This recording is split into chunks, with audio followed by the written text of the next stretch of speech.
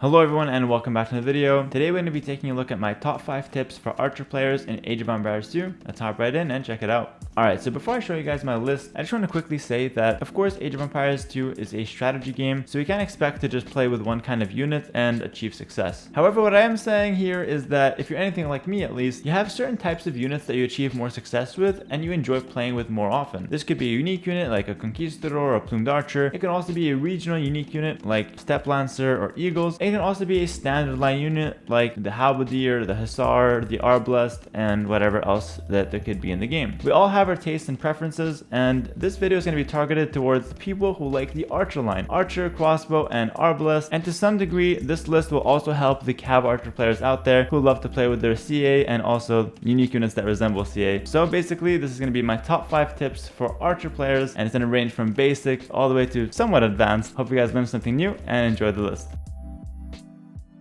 Alright, starting off at number 5, we're gonna have a really basic one that you'll hear once and you'll remember for the rest of your life pretty much, and that's simply to keep a good mass and a big mass of crossbows whenever you want to move out to fight or whenever you have to defend the enemy troops or against the enemy troops rather. And this is really important as a concept for Archer players to understand because the DPS takes the same time to fire whether it's 2 archers, 20 archers, or 60 archers. So it takes the same time and all of the archers can shoot at the same time assuming they're within range of the target. There's no running into range, there's no you have to wait for the front line to hit before you can hit like what melee units have to experience. There's no limit to how many arrows you can fire. As long as the target's within range, you will fire those shots. And so the idea is that if it's 60 crossbows, all you have to do is shoot, run back, and you can shoot again, and you're doing 6 times the DPS on every shot compared to whether you had 10 crossbows. This is a unique concept towards Archer units and it's not found in melee units. For example, if I have 60 knights, only the front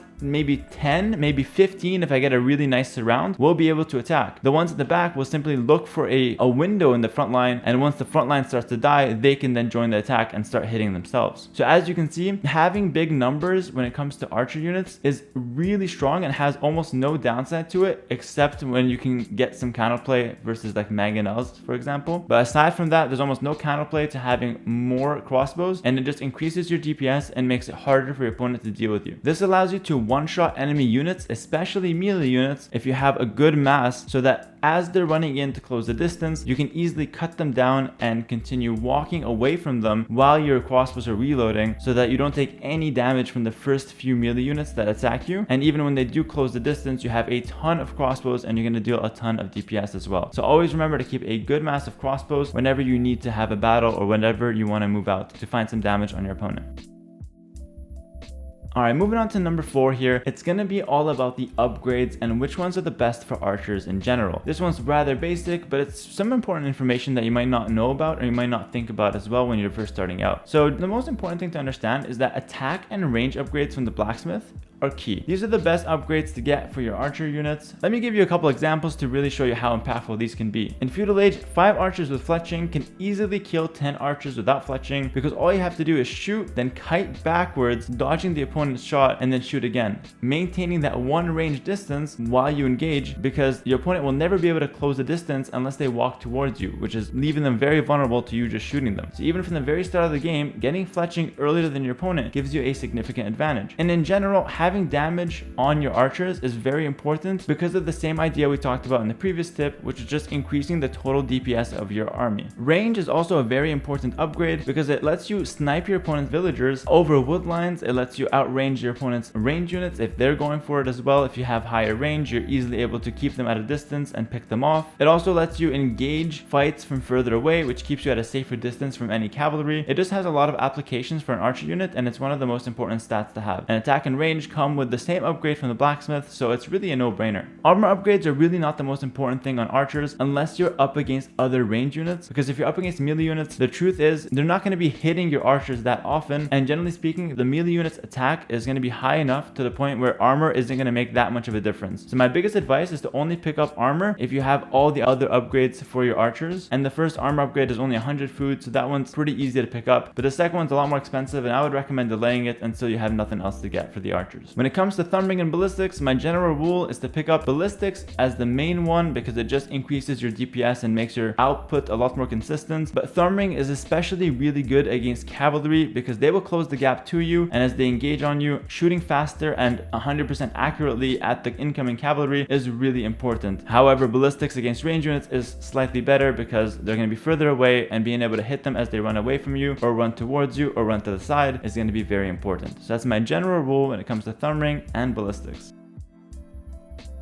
Alright, moving on to number 3 now. We're getting to some of the more complicated topics here, and this one is going to be to know when you're able to move out. So basically, if you have a cavalry unit, it's very easy to just go out because there's really no downside to doing so. If you move out and you find that there's a bad fight or you can't move out, your opponent has too much military, you can easily just run back because you have the mobility and you can get away from any danger. This is not the case with archers. If you move out and your opponent has more army than you and they might be on cavalry or some siege that catches you off guard, you can lose your army in a matter of seconds.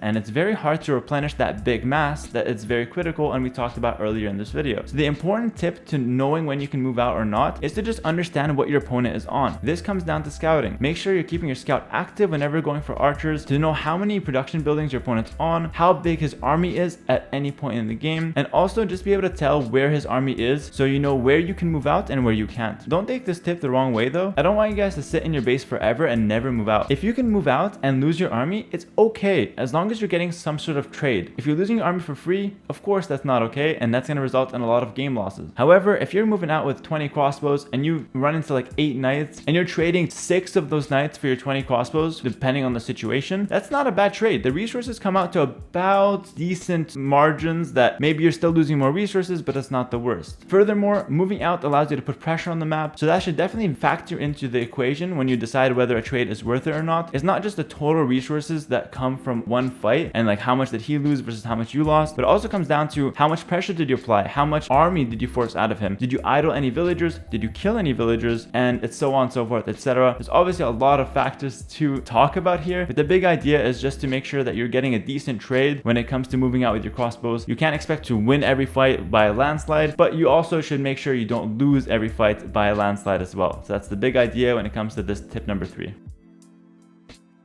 Number 2 is don't die to siege. Now, I see a lot of players, because of this whole streaming and a lot of games going to YouTube from the pros, they try to be the superhero versus every single Mangonel in the game. They're splitting their units, they're splitting twice, they've got all kinds of different groups going around every time a siege unit hits the field. It bugs me when I see this because it's totally not necessary. Most pros don't like to micro against siege unless it's going to be an easy fight for them. And for a lot of the other players that are not at this top level, it's a very hard fight to take on siege, and oftentimes it's not worth it. So my best advice is to just run away from mangonels or scorpions unless it's an easy fight for you, and that varies from person to person. And just to give you guys a general rule, if you guys want to trade against a mangonel, you can lose 4 archers and it's a decent trade. If you're trading against a scorpion, you can lose 2 archers and it's a decent trade. If you lose any more, well, that's a better trade for your opponent in most cases. A good tip if you want to take on mangonels or scorpions is simply to use spread formation. This will ensure that you won't lose a big bulk of your army and you'll only lose a couple archers and then get another handful damage. This is, in my opinion, the best way to get consistent trades against these type of siege weapons. But like I said, you have the mobility advantage versus the siege weapons. So if you see them on the field and you don't have to fight them, just run away and save your army for another day and another fight. Alright, before I show you guys number 1, I have a couple bonus tips for you guys because I think these numbers are important to know. And this bonus tip is going to be mostly math, and a lot of people could figure this out, but a lot of people also just don't figure it out and don't even think to figure it out. And I didn't know this until recently, but I've recently taken a more analytical take towards Age of Empires to where I'm starting to think about these things as well. So I'm going to share a bunch of numbers that might be useful to you guys in your games. Alright, so the first thing is that 7 archers in Feudal Age, once you get fletching, which you should have early if you listen to my tips so far, will 2-shot a villager that has loom. That's really good to know because now if I move out with 7 or 8 archers, I know that I'm going to be able to 2-shot villagers and I'm going to position myself aggressively to be able to do so. In Castle Age, 8 crossbows will one-shot a villager if all 8 shots land, even if the villager has loom. To make sure that all 8 shots land, you can get thumb ring, or if you have Tatars that get it for free, you'll shoot from anywhere. As long as the villager doesn't move, all 8 shots will land every time and you'll kill the villager. This is especially important to know when you're behind your opponent's wood line. You don't want to shoot with 7 X-bow or 7 crossbows because you'll shoot, the enemy villager will be left on very little HP, but then if he notices, he can just run away. You can't get your last shot off if you don't have ballistics. He'll be out of range and he'll be moving, and so you don't get the villager kill. You're alerted the enemy, and your harassment didn't really do that much. So knowing this 8 crossbow rule allows you to pick off a villager, so even if your opponent reacts perfectly, he's gonna still be 1 villager down, and I consider that a pretty good raid. Alright, and the last number, and this doesn't come up that often because it's an Imperial Age, but 5 Arbalest will one-shot a villager with Loom. So if you're an Imperial Age and you have a little bit of an archer raid, what you can do is spread out your Arbalest in small groups of 5 or 6, and that way they're going to be able to easily and efficiently kill a lot of villagers. This also means that it doesn't take a lot of Arbalest in Imperial Age to launch a sneak attack to your opponent and do massive damage. Just grab a group of 5, run to your opponent's base. Since you have chemistry and ballistics research at this time in Imperial Age, you can easily just one-tap villagers with 5 Arbalest. It's really strong. Alright guys, hopefully those bonus tips were useful. Now on to tip number 1 for the list, and this is going to be the most basic tip, but also I'm going to shine some light and give you guys a little bit of insight to it as well. And this is simply to know your elite skirm counters. It's very important as an archer player to know how to deal with elite skirmishers, because that's going to be the most natural response from your opponent and the most common one, and some would argue the most effective one when it comes to countering archers in the early and mid game. Now there's a few things you need to understand when it comes to elite skirmishers and how to counter them. If it's just a few elite skirmishers, my best advice is to use the cavalry units that you have available. If your civilization has knights, even if they're not the strongest knights, like even melee knights are fine. Pick up 1 armor at least. You will need armor because the elite skirmisher will kill a knight that has no armor upgrades. So you pick up 1 armor upgrade. This makes enemy skirms do 2 damage to you. So 60 skirms to one-shot a knight with 120 HP if they have bloodlines. If you don't have bloodlines, it's 50 skirm shots to kill you. So as you can see, a knight is a great counter on paper. And so use a couple knights from 1 stable that you produce them and simply run at the elite skirmisher,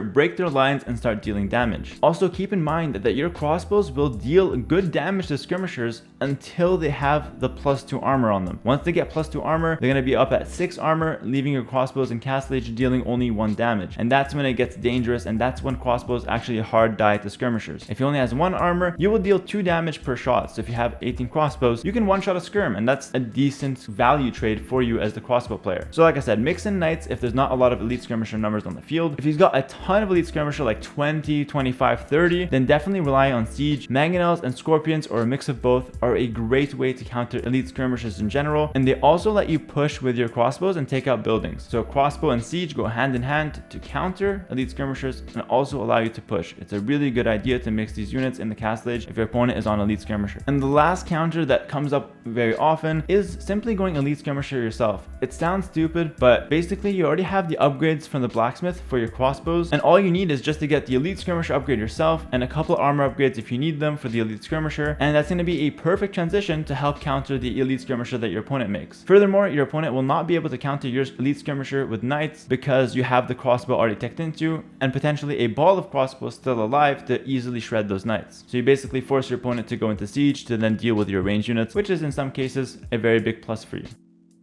Alright guys, that's gonna do it for this video. If you guys have any feedback for these types of videos, let me know in the comments section below. I love to hear your feedback, and I read a lot of my comments. It's really one of my favorite things about YouTube right now. If you have any suggestions for future videos, let me know in the comments below as well. That's very helpful. Thanks for watching this video. If you guys enjoyed, like, comment, and subscribe, and I'll see you guys next time. Peace, stay safe, and take care.